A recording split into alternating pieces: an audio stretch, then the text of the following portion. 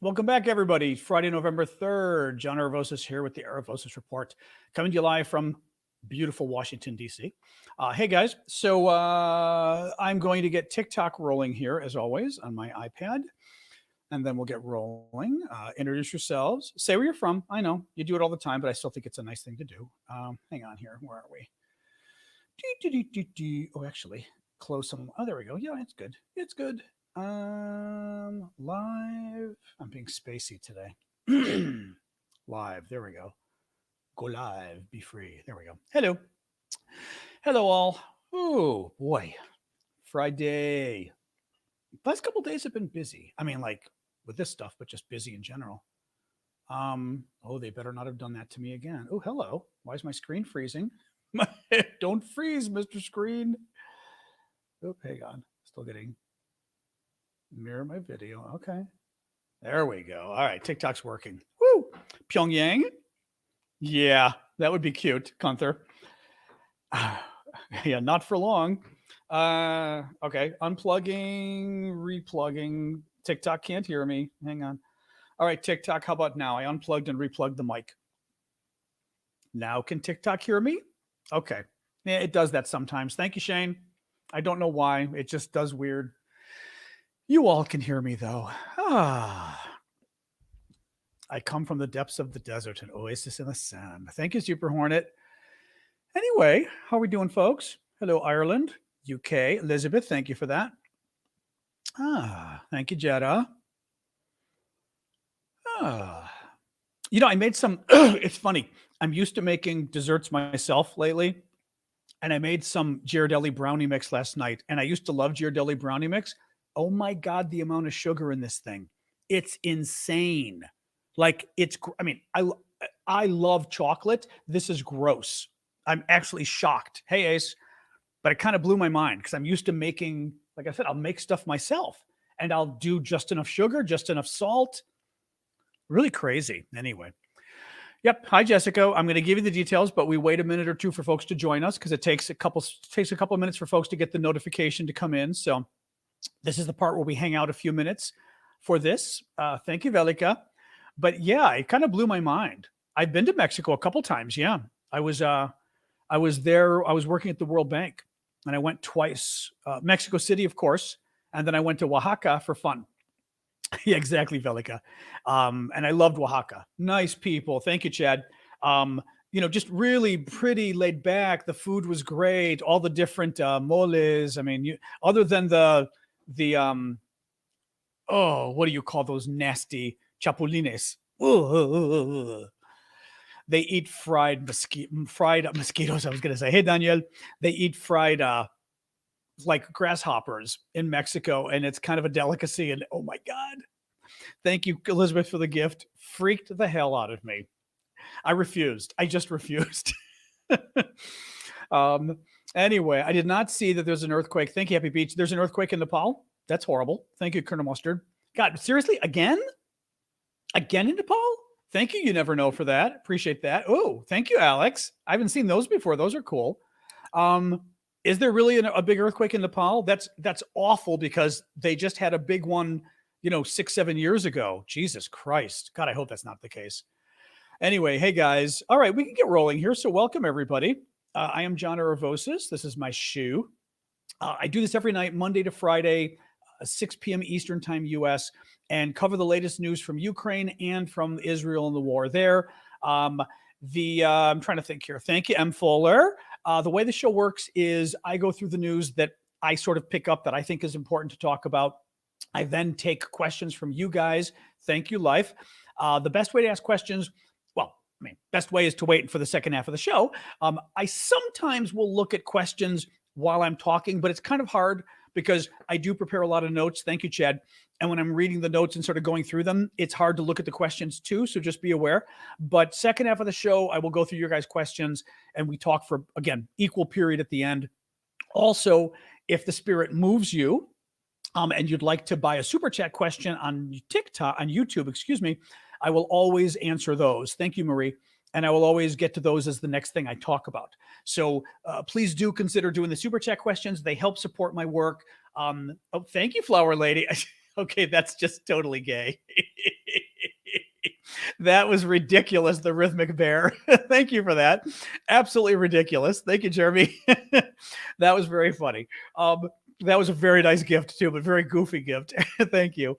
But yeah, so if you guys can, I appreciate the gifts on TikTok and YouTube as well, because I do this full time, and in order to do it full time, you guys help me pay the bills. So thank you for that. So please keep them coming. Yeah. So magnitude 5.6 on the Richter scale, 37 people dead so far, or 6.4 now. Reuters is saying, wow, 6.4 is pretty. Oh, well, I trust Reuters. Reuters is excellent. Thank you, Annie. Reuters is an excellent news source. Very much trust Reuters. Yes, you should trust Reuters. Thank you, Happy Beach. Wow. They were just saying before I start with the Israel side of the news, there's a big earthquake in Nepal, 6.4 on the Richter scale, which is very big. It's not 7, thank God, because 7's catastrophic. Thank you, Marcy. But 6.4 is really bad. Thank you, Mark Starr. Keep in mind that Nepal had a horrific earthquake back in like 2005 or so. Thank you, Mark and Derek. And did a lot of damage. I mean, a lot of damage because, I assume these buildings are not exactly a lot of people do not live in modern buildings. You know what I mean? Anyway, oh, horrible. All right. So the way we're going to do this, I'm going to cover Israel and then Ukraine. And as I said, feel free to sort of throw questions up, but I may not see them until the second half of the show. But if you do a super chat question on YouTube, I will always get to that immediately as a thank you. So let's get rolling. The Israeli Defense Forces have encircled Gaza from the air, land, and sea. It is still not entirely clear to me exactly what they're doing. I mean, we know they're trying to sort of go after the tunnel systems of Hamas, but I still have not seen a very good explanation as to sort of what the point is in sort of circling Gaza City. But nonetheless, thank you, Jay Masek. Just to show you guys on the various maps, here you've got Israel in yellow. You've got Gaza right down here. And then the blow up of Gaza from the BBC. I think this is from. You've got Gaza City. So this is all Gaza. This is Israel. This is Egypt. You've got the city of Gaza, Gaza City here. The Israelis have come down here. They've come down here. And they've cut across here. So they're basically circling Gaza City. That's what's going on right now. A big story today that actually ended up being good news. I was just going to say, Hilla, you beat me to it. The Hezbollah leader gave a speech today, and people were pretty pleased, actually. I mean, this is sort of a bit of good news. Thank you, Le Balancier. So Hezbollah is a terrorist group that basically runs southern Lebanon. The government of Lebanon doesn't really have control over the entire country, which is very sad because it's a nice country. And Hezbollah is a terrorist group supported by Iran with weapons and money in southern Lebanon. Very tied to Iran. They're not completely controlled by Iran, but Iran has influence. And the leader of Hezbollah gave a speech today. Everyone was kind of waiting for it. Thank you, John S. Because they knew, thank you, Lizard, they knew he was going to give a fiery, we hate America, we hate Israel. The attacks on Israel were great. He did all of that, right? Threatened U.S. ships in the region, this kind of stuff. The big question was he going to give any indication as to whether Hezbollah was going to enter the war? Thank you, Boy Mom. And so far, they're not. Very interesting. I mean, basically, it's sort of what was important, thank you, Tyberner, was what he left out of the speech. He didn't say we're not entering the war. It was all, oh, Israel, blah. But at this point, they're not entering the war. That's big news, and it's important news for Israel. Again, if you look at the map here, okay, you've got Gaza down here. Israel's yellow. You got Gaza down here, right? That's where Hamas is. This is where most of the attacks were in villages around here that Hamas did 3 weeks ago. Hezbollah is all the way up here in southern Lebanon. If they were to invade from the north, and they've got a ton of rockets, it's like a couple 100,000 rockets they've got, okay, in the north. They've got a lot of men. Their rockets are also very advanced. So they've got much better sort of military strength, okay, than Hamas does in Gaza down here. If they were to invade from the north, it would cause a real problem for Israel because Israel would have a real two-front war. You know, a big war up here and a big war down here. They'd have to split their troops, split their supplies. It's a pain. I mean, it's just much harder to fight a war on two fronts than on one front, because on one front, you put all your weapons, right? On two fronts, you've got to only put half on each to simplify it. In any case, his speech today made clear he's not getting involved right now. That's a big deal. It's good news for Israel. It's good news for the U.S. because, thank you, Kat, that helps us stay out of the war. I mean, in terms of meaning fighting militarily, which we might have to do if Hezbollah gets involved. It's good because it tends to signal that that Iran isn't getting into the war either, isn't getting in a big way. Iran is already involved. I mean, thank you, Taberner. Iran is having its surrogates in Iraq and Syria attack U.S. bases with drones and things like that, but they've been doing it kind of in what's the word I'm looking for? In a limited way. You know, some drones attacking some bases. The only American service member who's died so far that we know was actually not a service member. It was a contractor who died in a false alarm at a U.S. military base. They thought the Iranian surrogates were attacking, and they weren't, and he had a heart attack. So, you know, it's one of those where it doesn't really rise yet to the level of a big attack from Iran. So all in all, the speech today ended up being a good thing. I mean, a good thing in the sense that it's not, it's sort of not the nightmare scenario at this point. It still could be. They could still enter the war. Iran could still help them, but they're not. So it was a very good thing. U.S. Secretary of State Blinken arrived in Israel again today, his third trip since the October 7th attacks. He met with Prime Minister Netanyahu, other senior Israeli officials. He stood today with Israeli President Isaac Herzog in Tel Aviv and said the U.S. stood by Israel, but called for Gazan citizens to be protected. Netanyahu responded that Israel opposes a temporary ceasefire unless all hostages are freed. Now, the articles have been very vague on this.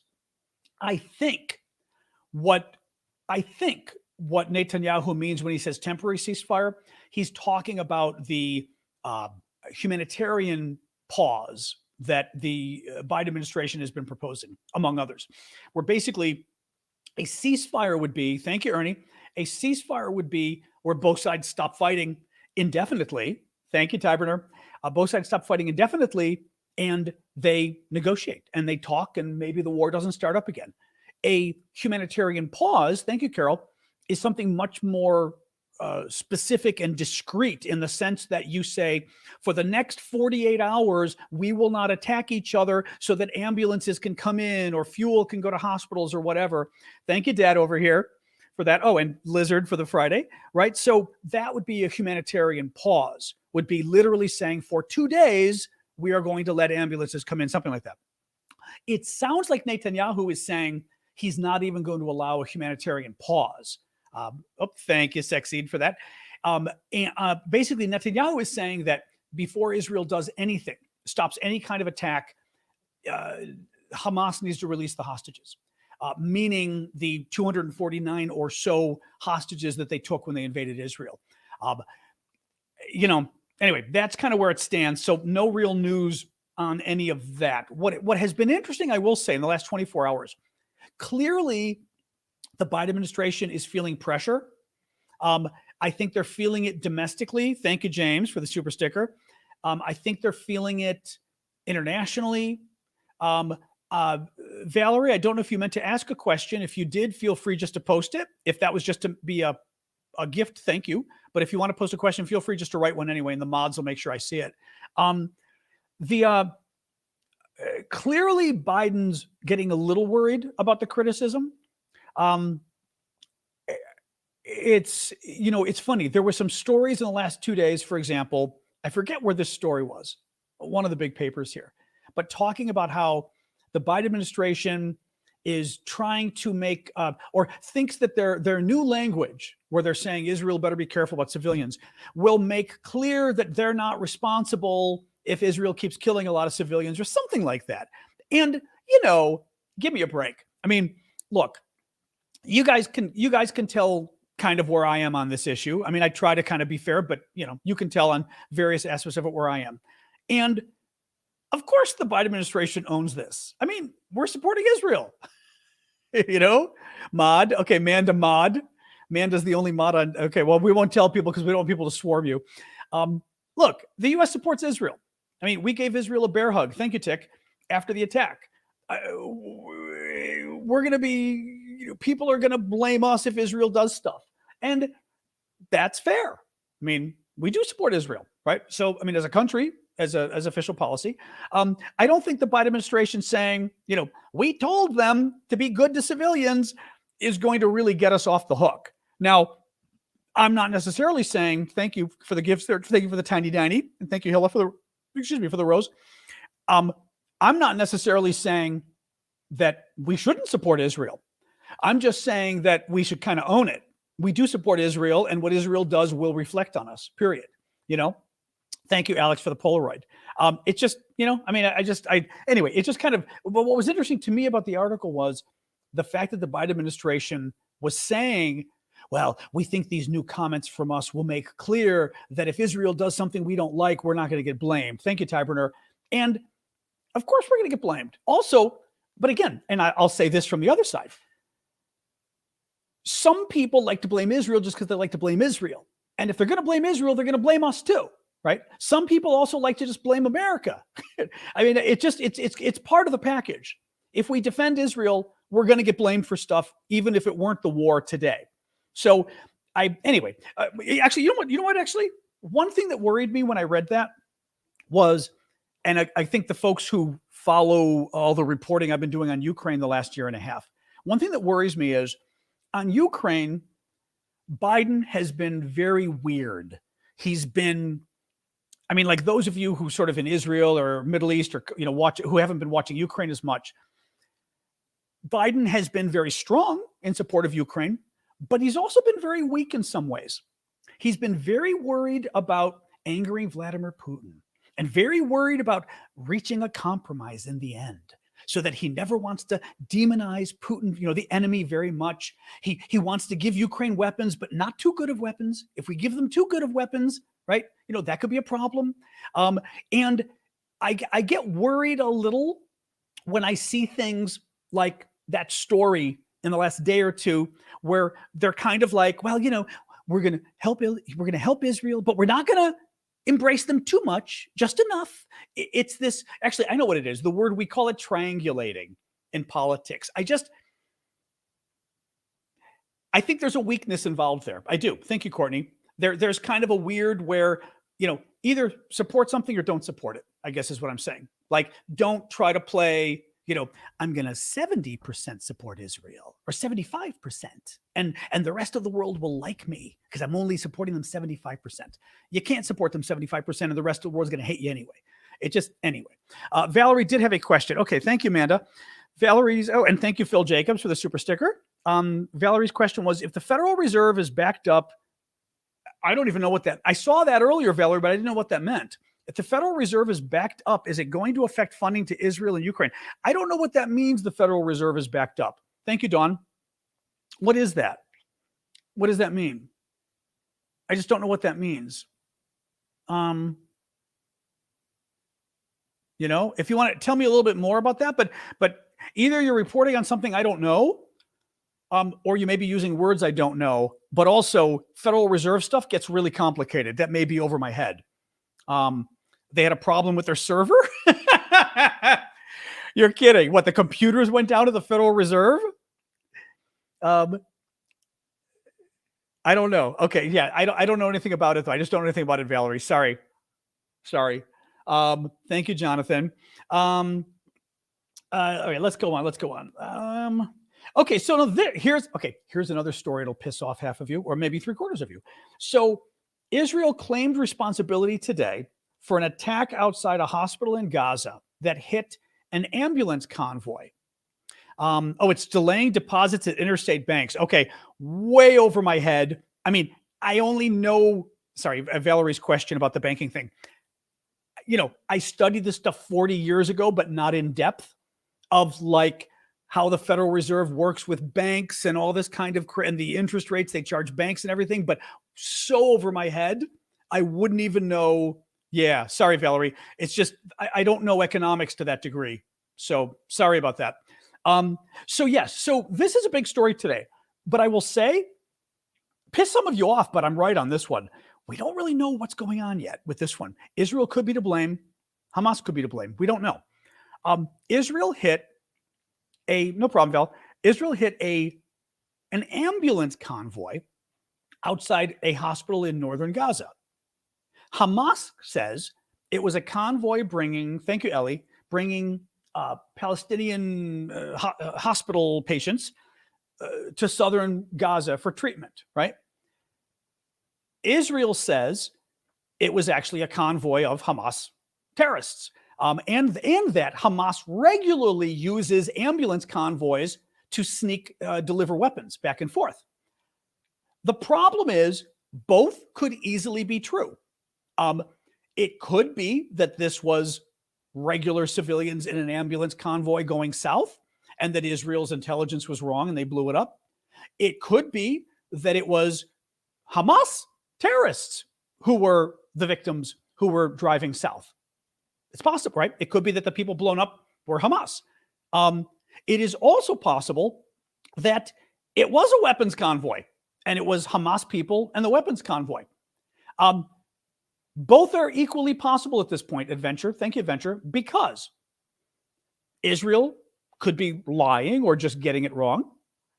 Hamas, we know they're liars. We don't yet know. We don't know who was in the ambulance, guys. And if Israel says that Hamas has used, let me put it this way. Would Hamas use an ambulance to hide weapons? Of course they would. Of course they would.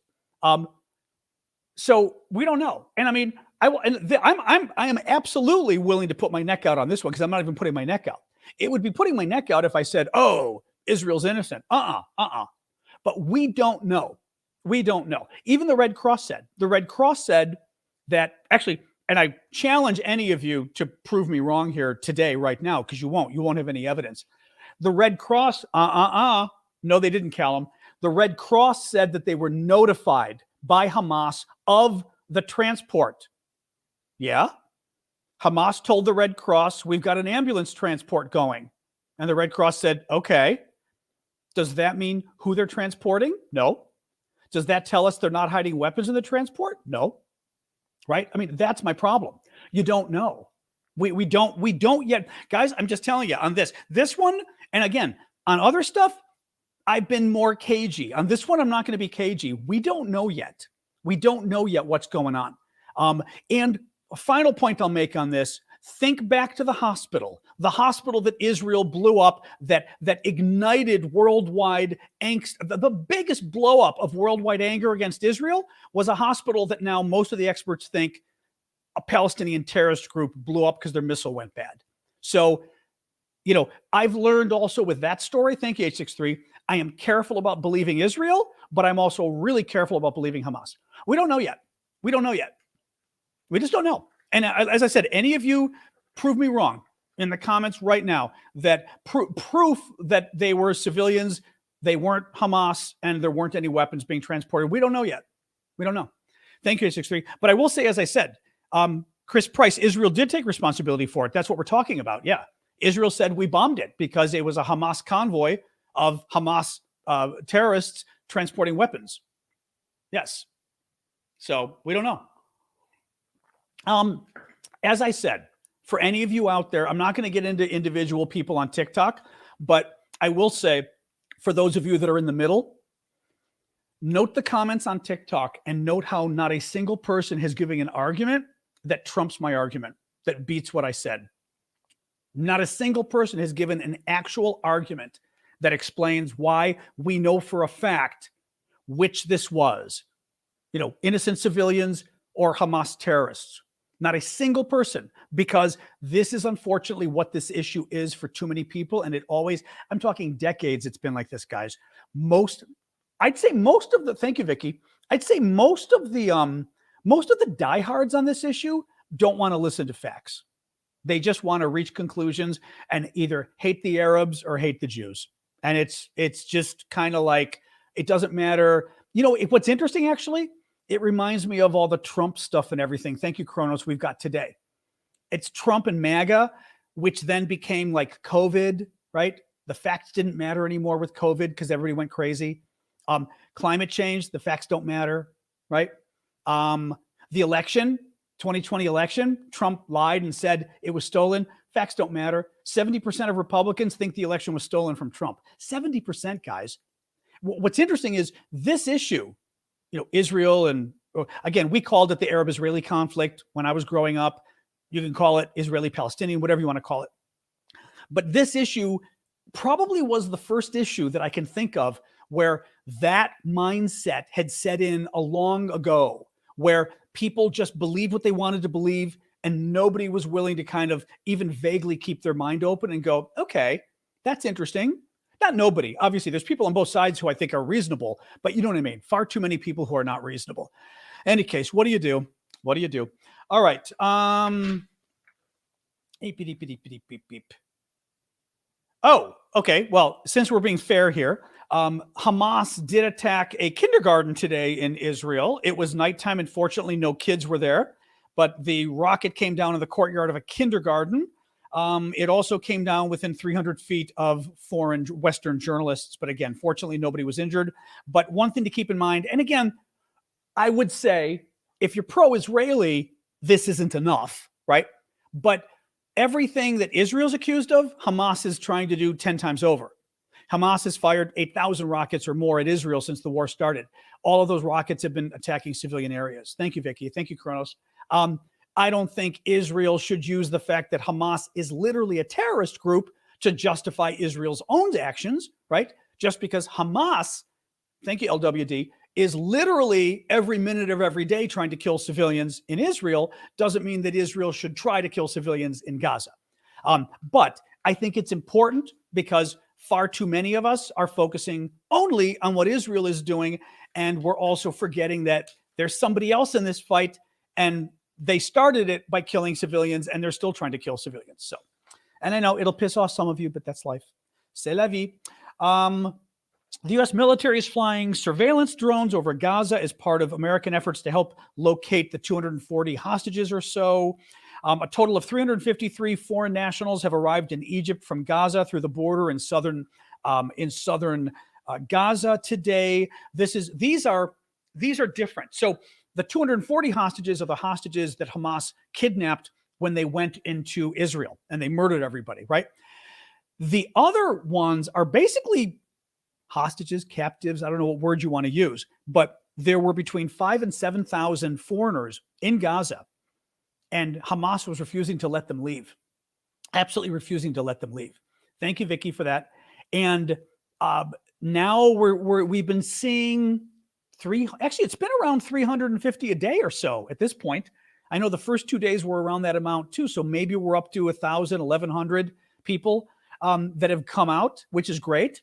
The total is maybe 5,000 or 7,000, but that's good. But don't forget that those people are trapped there too, and it's Hamas that isn't letting them out. This was sort of an interesting story. Thank you, Kronos. This is a story that as an American blew my mind. I was talking about this the other day about how sort of free speech issues are different in each country, and how in the U.S., freedom of speech is actually a pretty legally, in terms of the government being able to impinge on your freedom of speech is pretty well written in the law that the government can't. They really can't sort of step on your speech unless for specific reasons. This kind of blew my mind from Britain today because this is the kind of thing they couldn't do in the States. 2 people were charged in connection with displaying images of a paraglider at a protest in London. So there was a pro-Palestinian protest, and some of the protesters had pictures of a paraglider. The paraglider, the guy in the wing, whatever, and it's obnoxious as hell. They were doing it because they were praising the Hamas terrorists who came and murdered the Israelis at that concert. They came in on paragliders and murdered the 260 kids. Thank you, Cinderella. And the kids were from all over the world, by the way. They weren't just Israeli. It's gross what these girls did. They protested, and they had pictures of the paraglider to basically say, yeah, good job murdering all those kids at the concert, right? But again, in the US, that would be totally legal. It would be gross. Now, are you saying, Simon, it would be illegal in Canada or it would be, or not? I'm just curious what the other countries. In the US, that is legal. It is gross, but it is totally legal. Well, let me go one step further. Kerrigan is saying no one is praising Hamas. In America, you can praise Hamas. That's okay. You can praise Hamas. You can praise Hamas in a speech publicly. You can do it at a protest. You could praise Adolf Hitler at a protest. The Nazis. It's totally allowed. People think you're a horrible person, which you are, but it's totally allowed in America to do that. Yeah. So listen to this. So the two people, where is this? Here it is. The two people were charged under the Terrorism Act in connection with displaying images of a paraglider at a protest in London. They are accused of displaying images of a paraglider in such a way to arouse reasonable suspicion they were in support of Hamas, a prescribed terrorist group.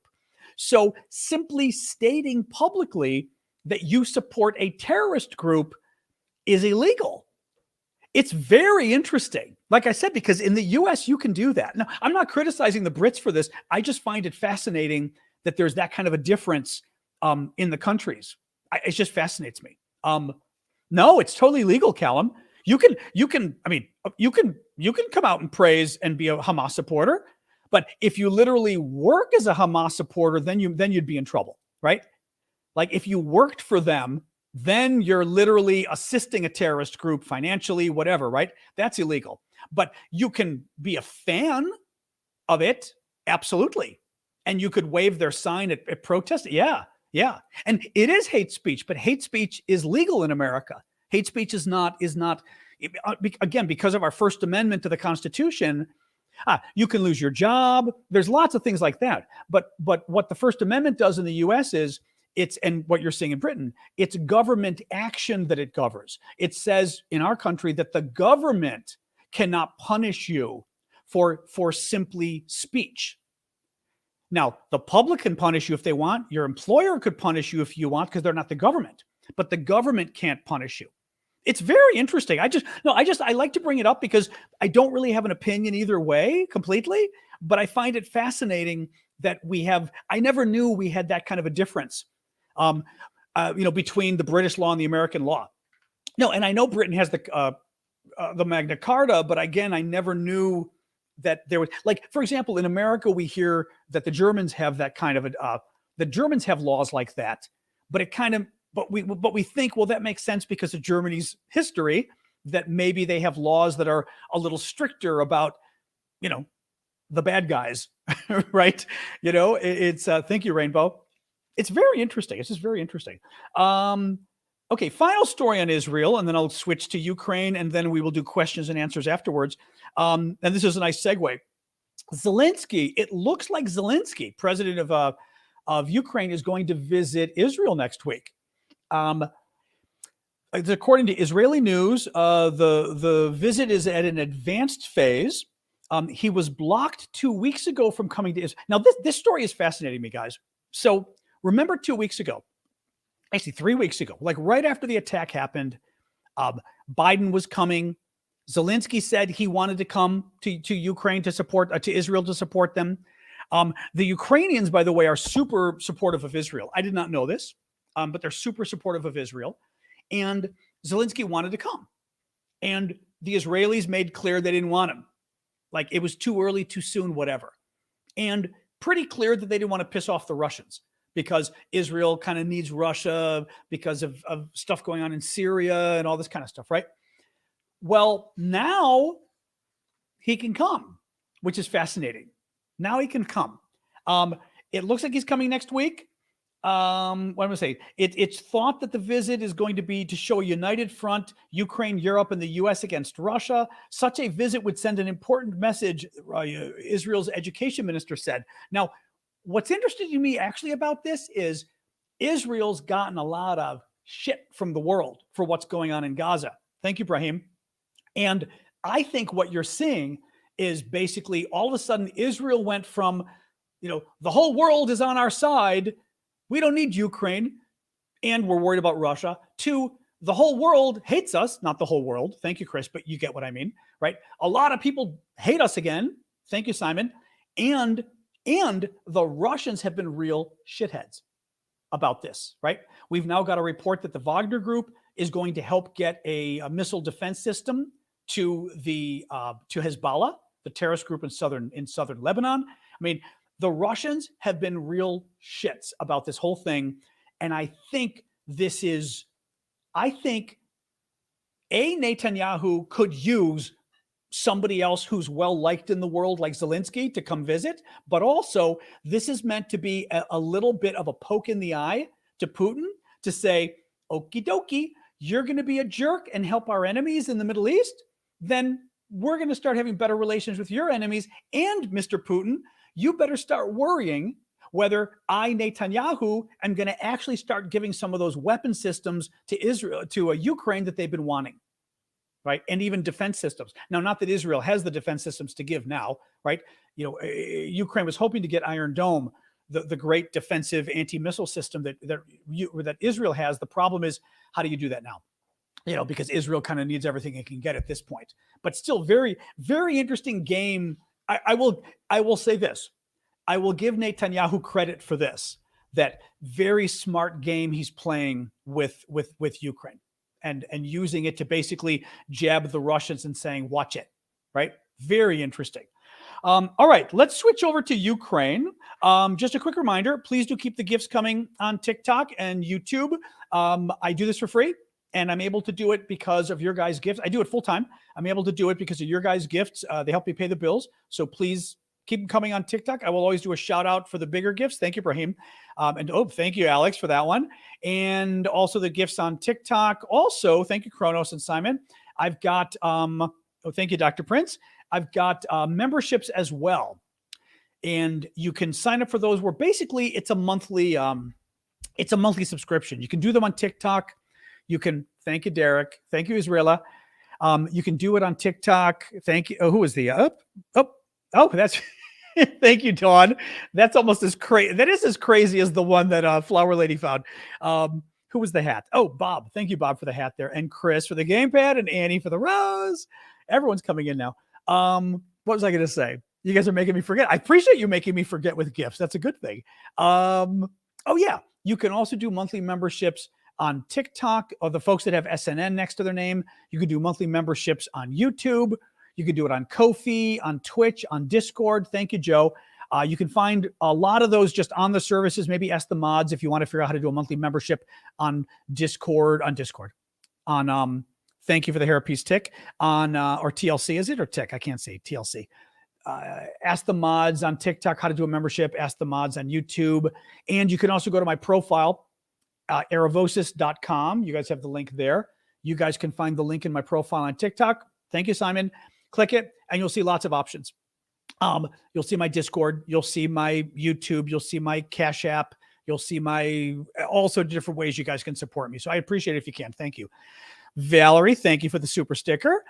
All right. So, tomorrow coffee talk. So tomorrow morning, one of the things I do actually for the monthly subscribers, thank you, is I hold a coffee talk every Saturday morning, almost every Saturday morning.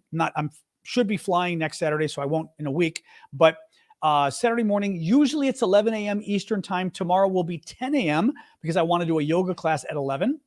So it's an hour early. It'll be 10 a.m. Eastern. So 10 a.m. Washington, D.C. time or New York City time if you're trying to figure out the time distance. So the time change. So join us at 10 a.m. It'll be for all the paid subscribers on TikTok, the monthly subscribers, and you guys can join me on TikTok. And all the monthly subscribers on YouTube, Discord, Twitch, Ko-fi, you all join us on Discord. And there will be a special chat that says weekly chat only for you guys. So join us. And Vlad often joins us from Ukraine. Not always, but often does. All right, let me jump right in. So Ukraine news. It is day 617 of Vladimir Putin's special 3-day military operation in Ukraine.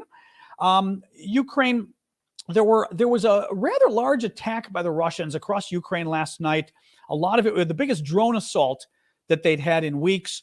They attacked Kharkiv. They have attacked Odessa, Kherson in the south, Lviv in the west. 24 Shahed drone variants and missiles were shot down by the Ukrainians reportedly. Critical infrastructure was hit in the west and south. Houses and shops were destroyed in the northeast. And air defenses were active in 10 regions. Thank you, Joe, for the eyes there. British Ministry of Defense, thank you, Stephen, gave a quick update, British Ministry of Defense, on just kind of what was going on with the various battles. They said that pretty much what we already know, guys, is that in the south, it remains relatively static. Now they're actually talking about a couple different areas. They're talking about pretty much, well, when they're saying the south, they pretty much mean over here and over here. Things have been pretty much static, not any big change in the last 24 to 48 hours. In Avdiivka, which is good, northwest of Donbass here, the Russians basically were trying a big counterattack and it's not going well. Thank you, Peachums, which is great news. So it's good. The problem is slowly, right? This is dragging on. And in the end, dragging on might help Russia more than Ukraine. Might. The British Ministry of Defense says overall, the geographic size of the conflict has hampered the offensive. Both sides, Russia and Ukraine, have struggled to assemble uncommitted striking forces capable of a breakthrough because most of their mobilized troops are needed to hold the 1,200 kilometer line of contact. 1,200 kilometers, around 800 miles. So what they're saying is, thank you, Tracy and Vicky, for the gifts there. What they're saying is that the line is so large of where they're fighting. Thank you, Vicky. 800 miles, 1,200 kilometers across, that Russia and Ukraine both have got to spread so many troops along those lines that they don't really have enough troops to mass in one area to make a big difference. And it's causing both of them to basically start to fall into a stalemate, which is what General Zelenskyy, who's the top Ukrainian general, said to The Economist the other day. Thank you, Kronos. He admitted or said that he believed there was a stalemate now in Ukraine. All right. Not great news. Zelenskyy is considering holding elections next year. Thank you, Chazak, for that. The presidential elections are due to happen next spring, 2024. The problem is, of course, when you're at martial law because your country is being attacked, you tend not to have elections. Elections are suspended. Zelenskyy has said previously he'd be happy to have elections, but he needs the Western's help in doing it. Thank you. Oh my God, you again. Remigius, I'm going to call you. I'll never get your name right, but thank you. I forgot, you must be Lithuanian. We talked about this with that name. But Zelenskyy said that basically he would need aid from the West if he were going to hold the elections, because it would cost billions of dollars. And there also is the issue of how do you actually hold them? What do you do about the territories? I guess at some point you've got to hold elections anyway, even if the Russians are occupying the territories, right? But nonetheless, thank you, Elizabeth. He's considering it. No decision has been made yet. This was interesting news. A car belonging to the general director of a Russian arms manufacturer was burned in the Russian city of Nizhny Novgorod, allegedly by representatives of the resistance movement. Now, it's not clear that they hurt the man himself. It looks like they destroyed his car. The Ukrainian resistance has been very interesting. Thank you, Tracy. Has been very interesting in going after Russians or Russian sympathizers in Ukraine, but also in Russia themselves. Thank you, Rainbow Rain. That article in the last month or so from I think it was the Washington Post, that basically said it looks like the Ukrainian intelligence, thank you, Belen, it looks like Ukrainian intelligence might have been the ones that killed that blogger in St. Petersburg when they blew up the cafe. Who was that, Cinderella, I think, or the name was something like Cinderella. Oh, there is Cinderella. Thank you for that. The Ukrainian intelligence also blew up the car with Daria Dugina, who was the daughter of the crazy far-right nationalist fascist guy. Thank you, Tennessee and Rainbow. So interesting. It's just interesting. I don't think it's a big attack. They blew up the guy's car, set it on fire, but still, it's interesting that they're still doing stuff like that. The U.S. announced a new $425 million military aid package for Ukraine. Germany, interestingly, has already earmarked funding for Ukraine in its budget planning until 2032. Thank you, Addie New, for that. That was kind of interesting. Now, what is good about that is, and I think Denmark had done this, I think some other countries may have as well. When you sort of, thank you, Darren, when you sort of figure out multi-year budgeting and commit to Ukraine over the next, 3 years, or in this case, 8 years or so, 9 years, it's sending a message to Russia that you're not going anywhere, right? That Russia, you can drag this war out. We've already committed money for the next 10 years. So feel free to drag it out, but we're not going away. So it sends it starts to play into Russia's calculus of whether the war is worth it. So very good from Germany. And the Netherlands will supply Ukraine with significant amounts of ammunition worth 500 million euros or $532 million, according to Dutch defense minister. Two last stories. Russian-installed courts in Crimea, which is, of course, Ukrainian but occupied by Russia, have issued 472 rulings on discrediting the military, which is a law in Russia, discrediting the military. In other words, if you say the wrong thing about the war, if you say Russia's not fighting well, the troops screwed up, that battle was done poorly, you're discrediting the military, and it's a crime. There have been 472 rulings against people who discredited the military in Crimea alone since the invasion. And finally, our favorite drunk is back. Dmitry Medvedev, remember the Russian official who used to be a moderate a very long time ago? Well, he used to be a moderate, not anymore. He is, he's the one who talks about nuking the West like 3 times a week. Well, today he went on another rant, this time about Poland, and suggesting he's pissed at Poland must have done something. God knows what Poland did. He's pissed at Poland, said Poland must have done something, and threatened to destroy Poland and wipe them off the map. And, you know, again, let's say it for the people in the nosebleed seats. If Russia attacks Poland, they're attacking America. Poland is our NATO ally, and we will go to war if Russia attacks Poland. So Medvedev can stuff it. I mean, that's all it is. They are trying to scare you guys by all this war talk. Thank you, Ava. The Russians know it. The Russians know not only, basically the Russians know not only that we would go to war if they attack Poland, they know they would lose a war if they attack Poland. America's military is a million times better than Russia's. We're much bigger. We're much more powerful. And we've got NATO. We've got all of NATO behind us. Combined, we would blow the crap out of the Russians, and they know it. So Russia's not touching Poland. Just wanted to bring it up because that's what they're saying, but, ain't going to happen. All right. So I do have several of the auction items up finally. I've still got more to put up, but we do auctions over on Discord once a week. The auctions end every Wednesday, and I put cool stuff I get from Ukraine up there, and half the proceeds from the auction we channel back to Ukraine, humanitarian aid. Some of it goes to help the military, and half of it goes to support me because I do this full time. And in order to keep bringing you the news, I got to pay the bills. I will just show you a couple of things we've got up already. I've got the Christmas ornaments. I'm putting, these are handmade Christmas ornaments from Ukraine. These two I'm auctioning trying to get in the picture together. These two I'm auctioning together that are very cool. The little one is like 4 inches. The big one is 5 inches, but you can see they're absolutely beautiful, hand painted. Move this one for you. There we go. You guys can see too, but they're really cool and really pretty. Like I said, 4 and 5 inches, which is fabulous. I've also got this one, and this one's really neat because it is a Cossack riding a horse, which is very cool. And on the back of it, it's got a Christmas greeting and the name of the town where the woman is from in 2023. Another 5 inch, 5 inch. Now there we go. For you guys, it's hard because the light is so strong, but you can see it's really cool. Anyway, hand painted, very nice. Couple other things. What else have I got?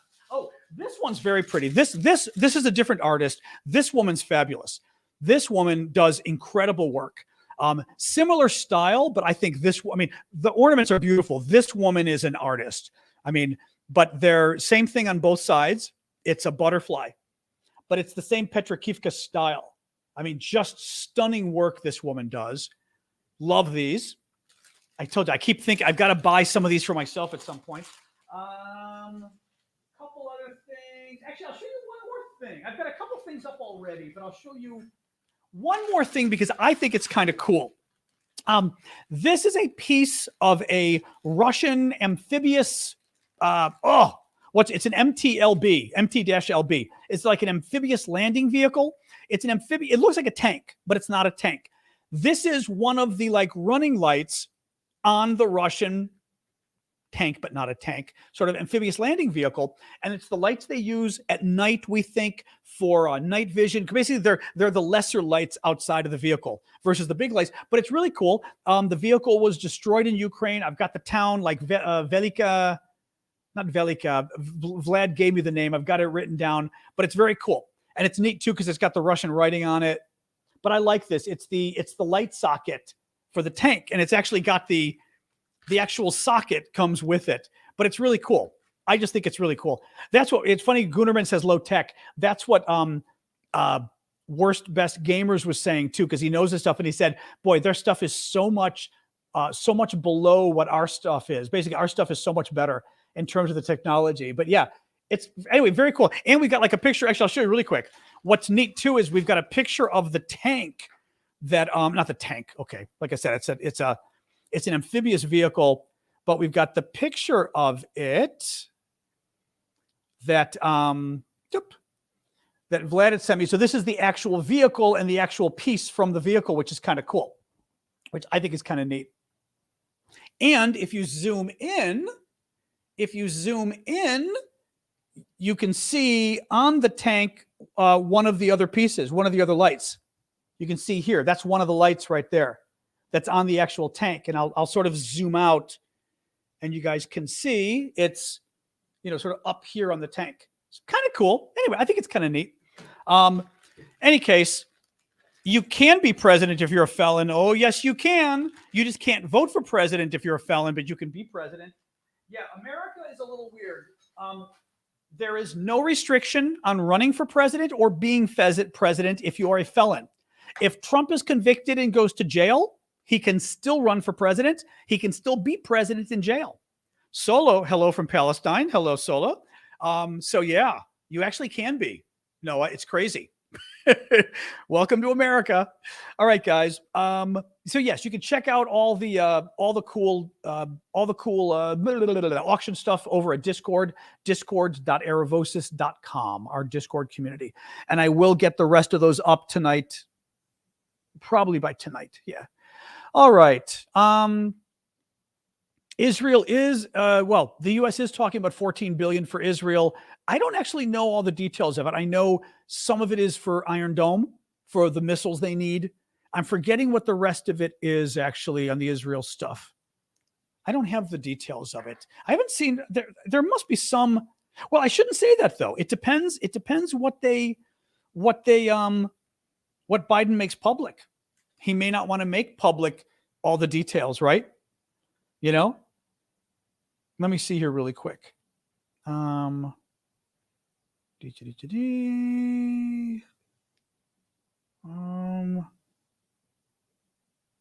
going to guess that it's basically money that the Congress is providing, and then it's the White House that sort of decides the details of what weapon systems and everything else, because that's very similar to what we do for Ukraine.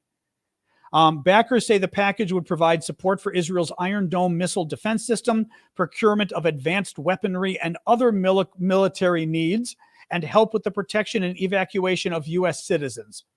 You see, it's kind of not really telling you. Now, one thing you should know about the aid for Israel, which is kind of funny, not funny.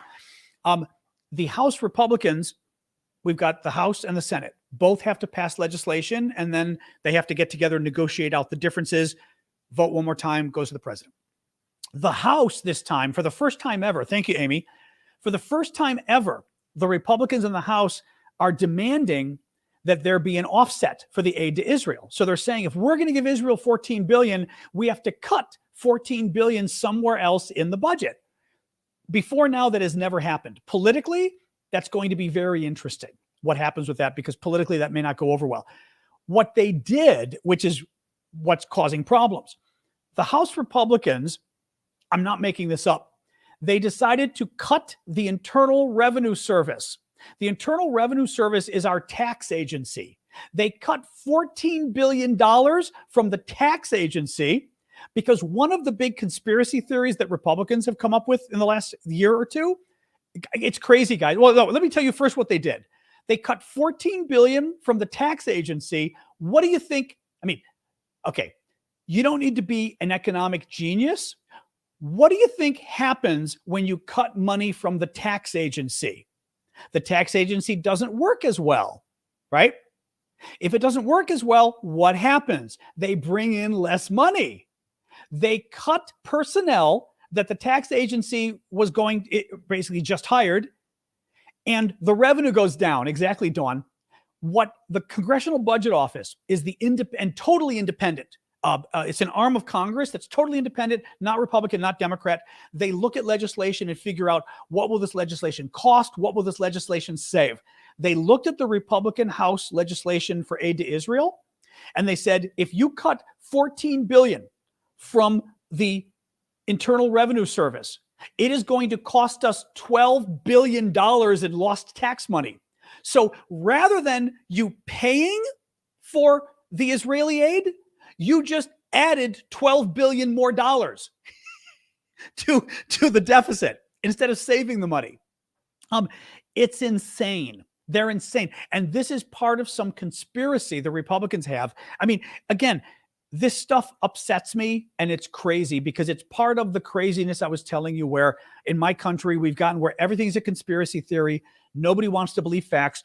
And the Republicans are convinced that Democrats are putting more money into the tax agency because they want to investigate regular Americans and throw them in jail for tax fraud. And the Democrats specifically made sure that the money was only being used to go after the wealthiest taxpayers, because basically the rich people are getting off. The rich people just don't get to, they don't have to pay their taxes. So they put more money in to exclusively go for, I believe it's people making $400,000 and more a year, I believe.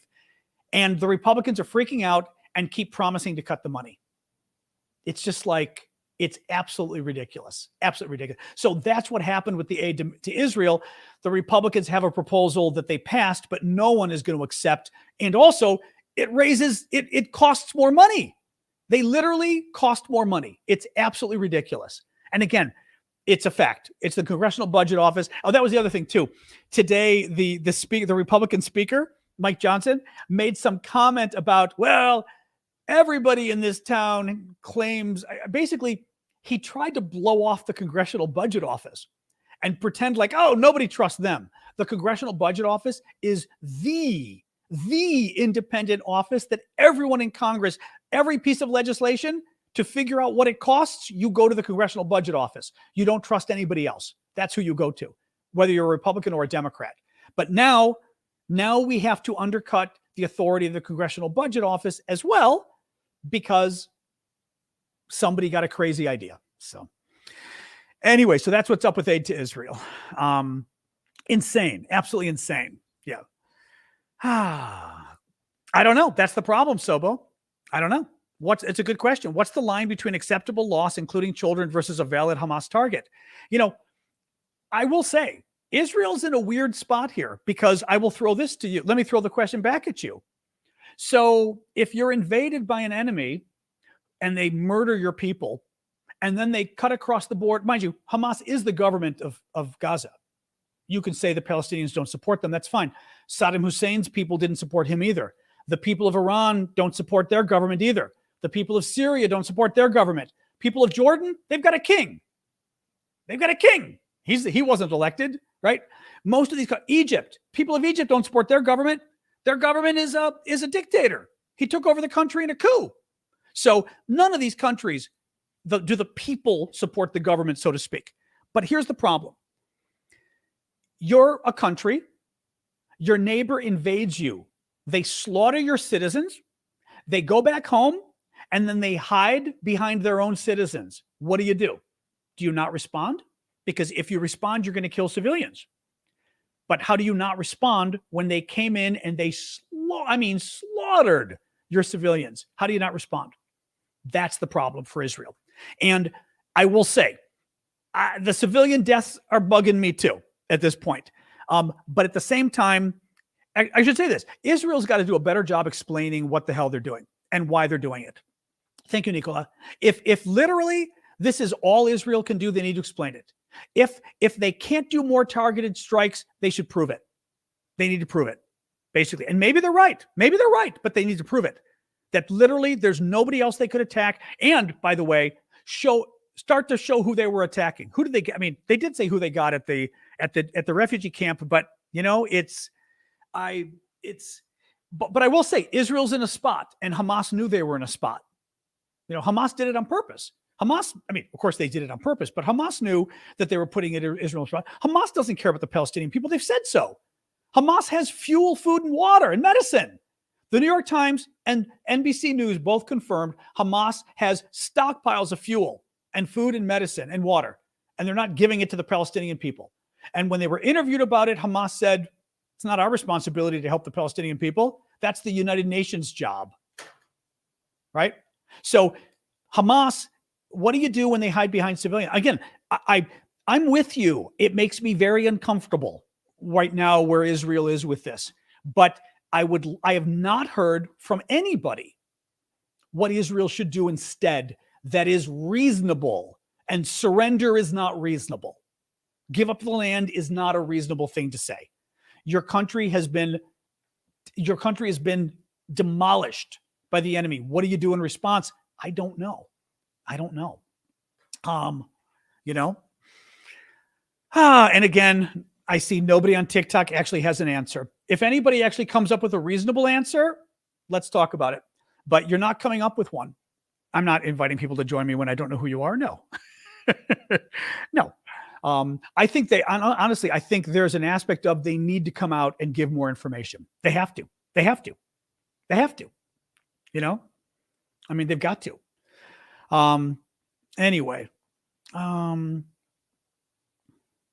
Yeah, I mean, Flying Media says it's one of the most unique problems I've seen in a war. I don't mean unique in a good way, but how do you handle the situation, keep civilian casualties down, defeat Hamas? Yeah. What do you do when your enemy exclusively hides among civilians? What do you do? Do you not respond?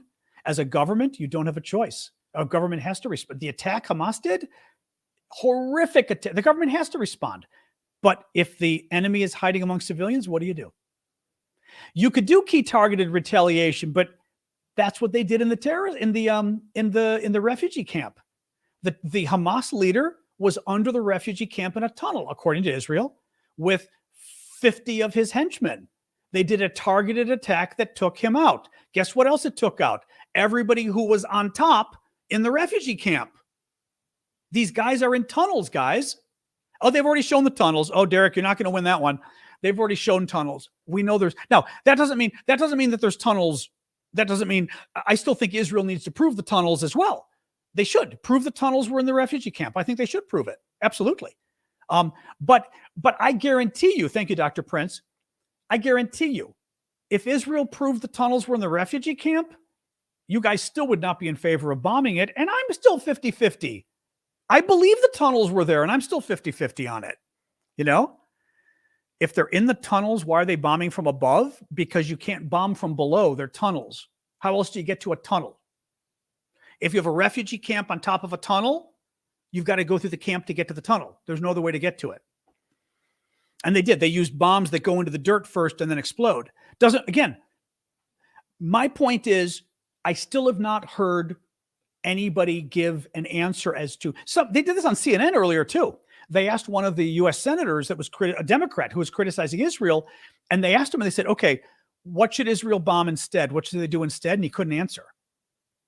That's the problem here. That's the problem, Well, they could use soldiers, but the problem with the soldiers is they're going to go street to street, and they're going to have street fighting. And guess what? Street to street, which they may do in Gaza City. You know how many civilians they're going to kill going street to street? And then what? Then you're going to say, don't go street to street with soldiers.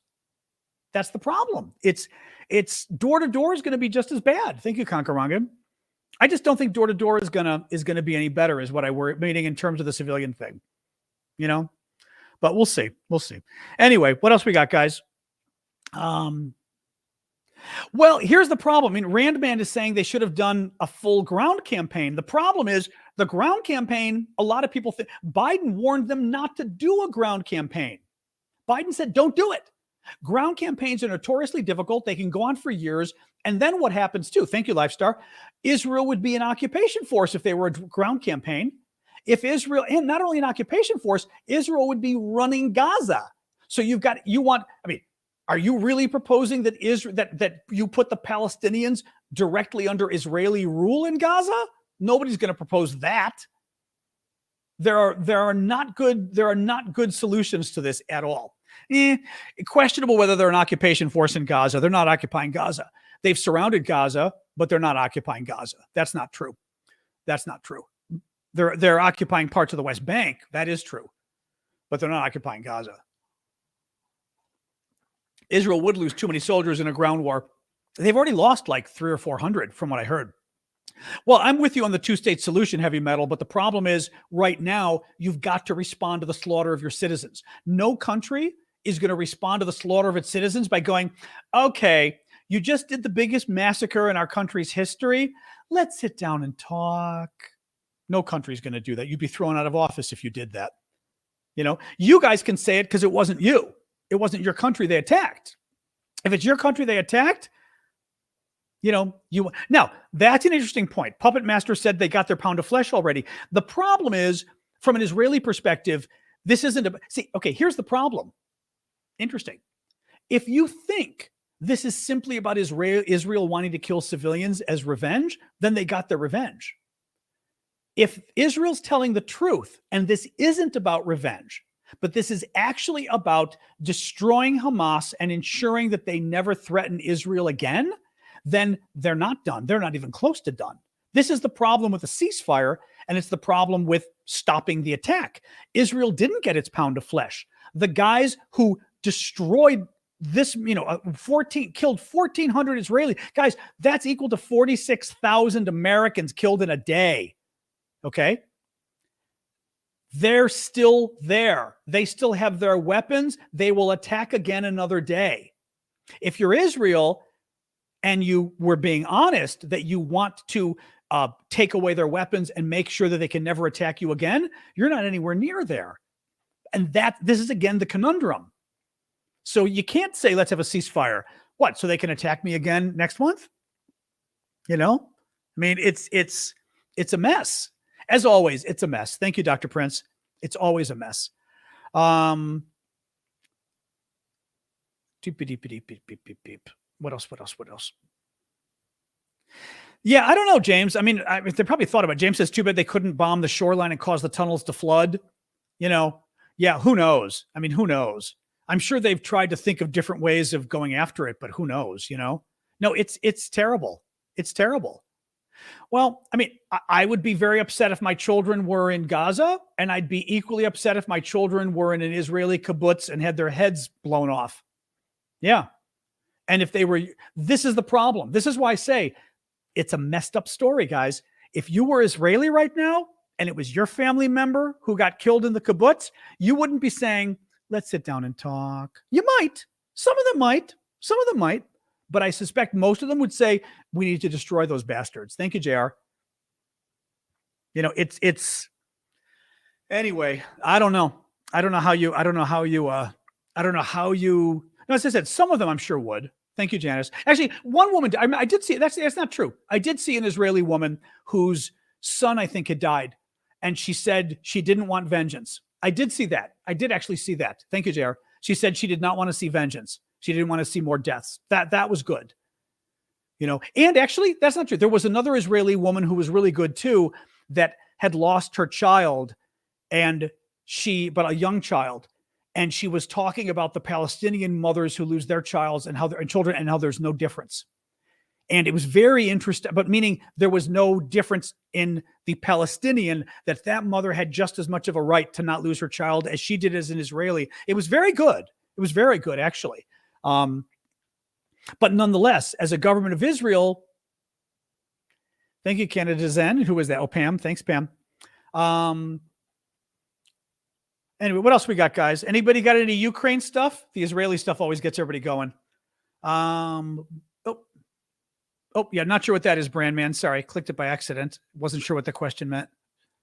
Beep, beep, beep, beep, beep, beep. Oops, sorry, hitting my microphone. I mean, the thing is, Shanboom is asking about World War. The thing is, as I always say, you need to define World War when you say, could we get into a World War? Typically, World War, people think it's Russia versus America versus China or something. I don't see that happening with this. I see there being a chance of America getting dragged into a shooting war, yes. because we will defend Israel if Israel's in trouble, meaning if Israel is in danger. Thank you, Pam K. Right? We will defend them. If Hezbollah had invaded from the north, I think you'd see us entering the war. If Iran enters the war, you will see us entering the war. Yes. But just because America enters the war doesn't mean Russia's going to enter the war, right? Because also, what can Russia do anyway? Russia doesn't have weapons. I mean, they do, but they don't have weapons they can afford to give at this point, right? So, and Russia doesn't have the kind of ownership of Hezbollah or Hamas or even Iran. Thank you, Alex. As not ownership, but what I mean is Israel and the U.S. are like this. Russia and Iran are not like this. Thank you, Crazy American. Russia and Iran are allies and growing closer, but Israel and America are like this, right? I don't see the Russians running to Iran's defense in the same way we'll run to Israel's defense. So I don't see this being at risk of us going to war with Russia. And China, China's not getting involved, not to any serious degree. So no, I don't see it being a world war, but I could see the U.S. getting dragged into a shooting war. Yes. And then all of a sudden things start getting worse. Arab countries start boycotting Israel. Arab countries start boycotting the U.S. Arab countries decide to cut off an oil embargo to the West. I mean, you could have all sorts of crazy things like that start to make things worse. Oh, Agnieszka, I remember you. Thank you for that. Did you have a question or you were just giving a gift there? If you had a question, feel free to throw it in there. Otherwise, good to see you. Well, that's the question. Magical asks, what would America's response have been if an attack on the territory, we would blow the crap out of somebody if that was us? Because it would have been 46,000 Americans and like 6,000 hostages. Thank you, Canada Zen. The only thing I will say, though, is the U.S. would not have the tolerance Israel has for civilian casualties. We don't. We would kind of freak out about bombing a hospital or whatever it was. Not a hospital. They didn't bomb the hospital, but I mean, bombing a refugee camp, tunnels underneath. I think we'd be a little freaked out about that. Having said that, 46,000 American citizens killed in a single terrorist attack. I think you would see the U.S. blowing something up very big in the Middle East if that happened. Very big. And that's part of what people aren't appreciating here is if this were your country, you'd be blowing the crap out of somebody. And you would. We'd absolutely. If it were that many people, again, the U.S. is 330 million people. So it's like 46,000 Americans. Europe, I don't know. Do you guys have 80 million? That's like 1/4. So that might be like 10,000, 12,000 of your citizens getting killed in a day. Still pretty huge, maybe for like the Brits or I should say the French or the Germans. I don't know what the UK's population is. What are you guys? 50, 60? Alexa, what's the population of the United Kingdom? The current population of the United Kingdom is estimated at over 67 million. Oh, 67. Okay. 67 million of the UK. Alexa, stop. Sometimes you just want an answer and she just doesn't shut up. Okay, so 60 million. I want to say Germans might be 80. France might be heading to 80. Anyway, you get it. We're talking, well, she just kept going. It was like, well, you're not going to win that fight. Somebody's trying to bring up Tokyo and Hiroshima. I got news for you. World War II, you're welcome. Yeah, you're welcome for World War II. We're not going to play that game. Way different era, and it was necessary. So I know Alexas across the world just went off. I control the world. I control Alexa everywhere. What else we got, guys? Do I support the U.S. government? Yeah. I know you can't, but deal with it. Japan has turned into a wonderful beacon of shining light since World War II. They have. Guess who helped them? Not me, but our government did.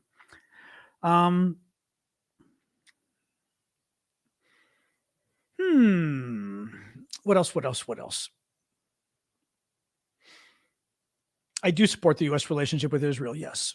Except I do have qualms about what's going on right now with the civilians. Yes. Amanda, who's missed question? Oh, hang on. There was Agnieszka. Did she actually have a question? Oh, she did have a question. Okay. Hang on. I didn't see her follow up. Oh, you do. Okay. Scrolling. Oh, there you are. There you are. Thank you. Agnieszka asks, there was this opinion piece on CNN saying Israel right now is producing more future terrorists than they get rid of.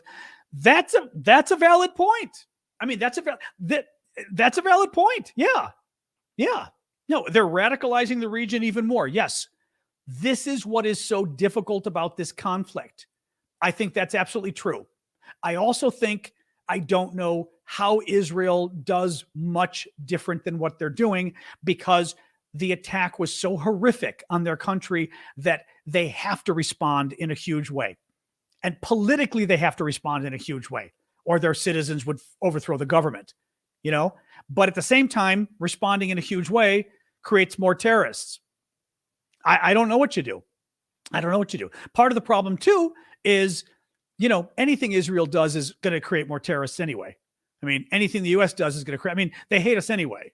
I just feel like to some degree, yeah, it radicalizes them. But, you know, I mean, for example, probably the biggest radicalization tool for the bad guys was the hospital bombing, and Israel didn't even do it. That probably is still the number one, you know, terrorist recruitment tool. Thank you, Amy. And I scroll, and Israel didn't even do it. Thank you, Martin. So, I mean, there's also an element of what do you do? But no, I don't disagree, though. I think you've got to keep it in mind. But it doesn't change the calculus of, are these attacks necessary? Are you actually hitting the targets? I'm not sure they are. I mean, I don't know. We just don't know. We don't know. Sasha, wait a minute. Oh, well, because it is 7:20. My dog wants water, of course. All right, I'm going to give her some water since we're going late. This is the time that normally I'm done, and I give her some water. 1 second. All right, I'll give you some water. I will give you some water. All right. 1 second. 1 second. One moment, guys. All right.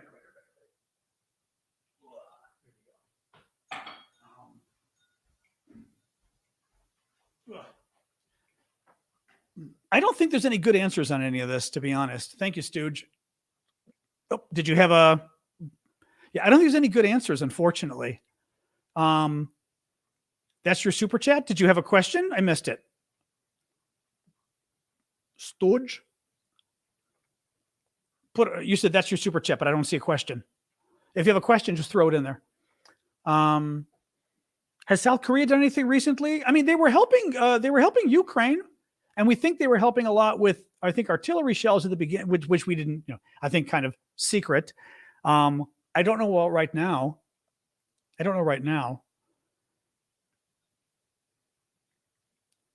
What here? Oh, you posted a bad word. It was filtered. Oh, sorry. Yeah, YouTube gets upset about the bad words.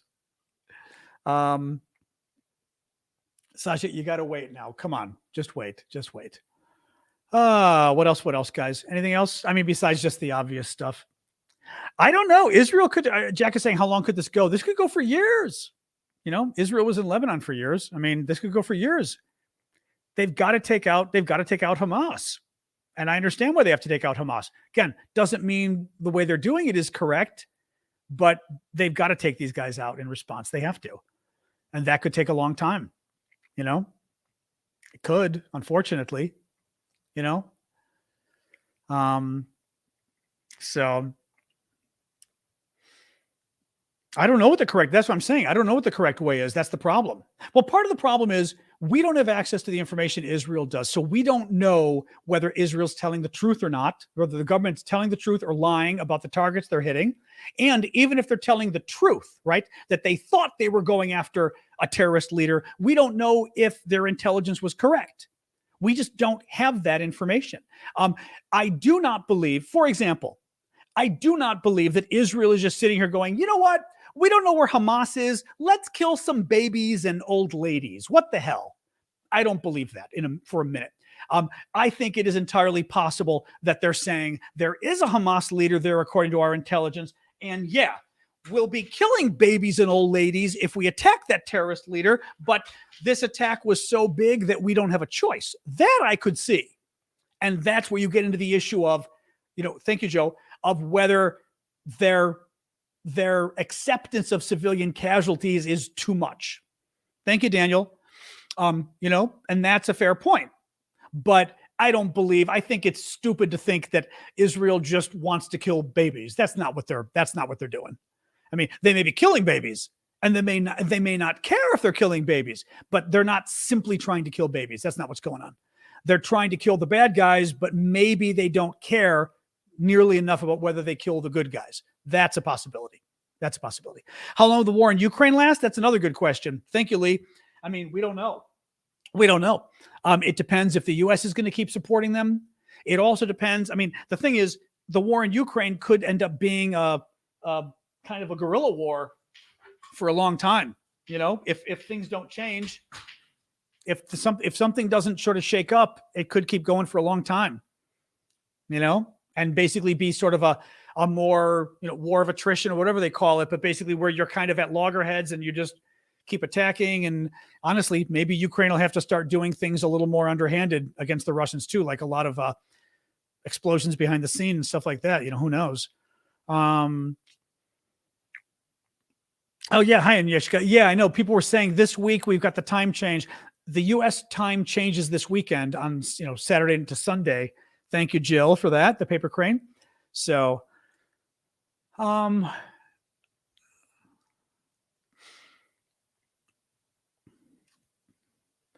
I talked about the bill for aid for Israel and Ukraine earlier. Basically, the Ukraine one is kind of stuck in the water at the moment. The Israel one, the House Republicans passed the bill, but they paid for it by cutting money for the Internal Revenue Service, our tax service, and the Congressional Budget Office that figures out how much it costs, just figured out they weren't saving money. They were actually costing us $12 billion. So the bill is not just going to cost us the money for Israel. Well, I shouldn't say that. The money for the money for Israel will be paid, but it's still going to cost $12 billion because they're cutting tax revenues. So the Republicans screwed up and no one's going to accept their bill. But they passed it anyway because that's who they are. So unfortunately, it's crazy, but that's what they did. And the Ukraine one, they say they're going to get to next. And I think they're going to give smaller amount of money and they're going to try to make Democrats pay for it. They're going to want to cut programs that Democrats like. So the irony is because Republicans keep saying, thank you, Lori, we shouldn't be spending money on Ukraine. We should be spending it, on domestic programs. I guarantee you Republicans are going to cut domestic programs in order to pay for Ukraine. That's what they're going to do next. Mark my words. What do I think about what happened in the festival in Israel? Well, I mean, it was a horrific slaughter done by animals, obviously. I mean, I'm not sure what you mean. I mean, horrific, beyond belief what they did there. Yeah. I saw the video where they had the porta potties there, the bathrooms that they have at those things outside, and watched the Hamas guys just go one by one to each bathroom from like 20, 30 feet away and shoot into the bathroom. And then the next bathroom, shoot. Next bathroom, shoot. They walked through 20 bathrooms in a row, assuming kids were hiding inside, and just blow, boom, boom, boom, the bathrooms. So, Deb, there's no way I can sense that wasn't even, I mean, I'm sorry. Don't give me the buy crap. Okay. Seriously. I can't I'm not going to give you a censor warning because I'm talking about them shooting bullets. That's silly. Sorry. I don't mean to be getting pissed off here, but don't give me that. There's no way in hell I can remember to give you a warning about something that simple. That's not the kind of thing I'm going to give you warnings about. So please stop that. But yeah, it's awful. It's awful. Obviously what they did. And that's what I'm saying. That's the conundrum for Israel. It was so awful that it puts them in a spot of what do you do if the enemy's hiding among civilians? Because you don't want to kill civilians, but what do you do? It's not good. It's not good. Yeah, exactly, Amanda. Thank you, Mandashi. Anyway, what else, guys? I don't want to go on forever here, but maybe a couple more. Give them their land back. The Jews who were there first, that might not go over too well. Dome on the Rock. Who had that first? You don't want to play that game. Jews, the Israelites came after the Canaanites, more or less. The Arabs came a long time later. You don't want to play. I don't believe, by the way, this is like the gentrification BS. When people go, they were there first. Who cares who was there first? You know what I mean? Guess who was there 100 years ago? Guess who was there 200 years ago? I don't freaking care who was there 30 years ago. I mean, it's a stupid argument. You know, you want your land back. They want their land back too. By the way, I saw some idiot settler, an Israeli settler on CNN yesterday, and she's in the West Bank. And CNN did a very good story on how, and it is bad, the Israeli settlers have been like really increasing the number of attacks they're doing on Palestinians in the West Bank. And they interviewed this woman, and she goes, like, I don't care. They need to leave. The Palestinians need to leave. This is our land. Biblically, this is our land. We had it way back in the day of the Bible. And I'm listening to this woman going, are you insane? Like, I don't freaking care if you had no, it's one thing to say it was my parents' land 10 years ago and they took it. Either, by the way, Palestinian or Israel, right? That's an interesting argument. But the Bible, we had this land in the Bible? Give me a break. And I feel the same way about any of this BS about we were there first, you were there first. That's a stupid argument because both sides can play that game. And by the way, spoils of war, everybody's lost land in war. So you're not going to win that argument either. That doesn't mean this should be spoils of war, but everyone's lost land. Do the Germans get Strasbourg back? I mean, right? You can't just, my point is, you can't just say, we had the land before they did, so we get it back. Doesn't work that way. Palestine was there before 1948. Yeah, and the Jews were there first. So what's your point? I mean, right? And the Turks were there before the Palestinians. So the Turks ran it for a while. Do the Turks get it back? Should we give the whole area to the Turkey? I'm sorry. I think it's a stupid argument. I think you have to look at fairness overall. And I do. I think the Palestinians got screwed. And I think trying to murder Jews for 100 years isn't a good look either. So, you know.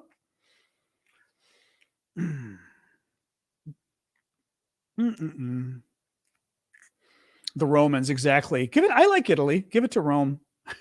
I'd be happy. I'd be happy for Italy to get it. All right. Any case, all right. I think we're gonna. Yeah. Well, the Brits too. That's true. We can give it to Callum. Callum will help you. We'll give it to the Brits. They had it before. Well, that becomes an interesting question too, right? Well, the Brits had it before. The French were there too. Except they're not the legitimate ones, right? Okay. You know, I've not visited Israel. I've always wanted to, but it never really, the opportunity never really came. No, we were talking about original occupiers and who had the land first. And somebody on TikTok, somebody on YouTube said the British had it first. So I said, okay, we'll give it to Callum. He'll be good to the Palestinian people. Anyway, all right. I don't want to, because we're getting into the weeds here. We had all the land. Exactly. Watch it. You don't want to go there even in jest. Trust me. The Estonians should have it. Exactly. Well, we could do worse than Estonian overlords, I must say. We'd have good Wi-Fi and good cell coverage if we had Estonian overlords. That would be very true. I would absolutely go to Ukraine after the war. I'd even go to Ukraine now, depending. I've talked about it, but it kind of just never materialized. And, it doesn't feel entirely safe. I realize there's a small chance of getting killed, but there still is a chance, Can we save the Palestinians and the Israeli lives moving forward? I hope so. I mean, there have been peace deals before that got very close, I mean, let's hope that maybe there's another, chance at something, I mean, they've gotten close before,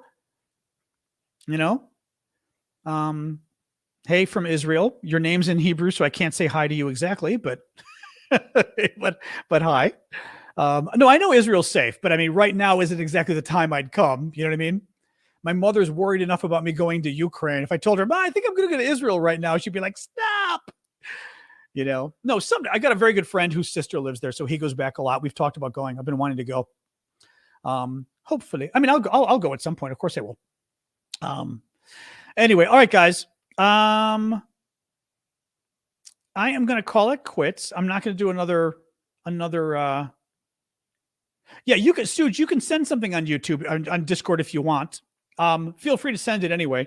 I'm not going to go do Discord tonight, but I'll be there tonight. I am American, yes. Coffee.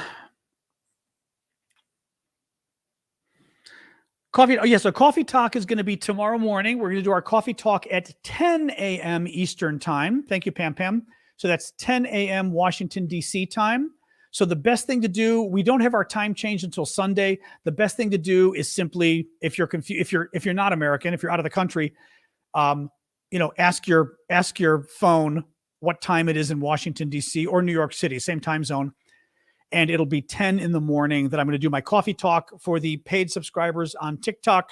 And then everybody else will join me on Discord, the paid subscribers from YouTube, from Twitch, from Ko-fi, from Discord. So thanks, James.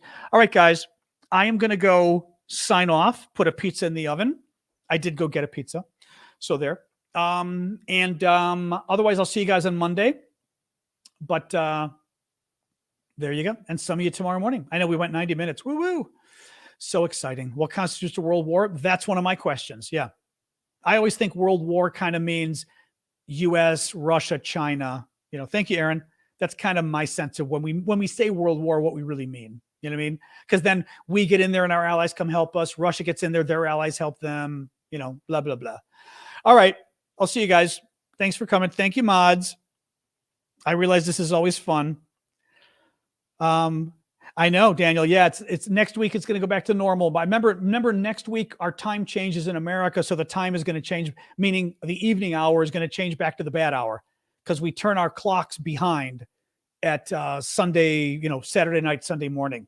So we're going to go back to the later time for you guys around the world. Sorry. All right. See ya. Bye, guys. Thank you so much, folks. Fun, enlightening as always. What do you do? All right. Good night, guys.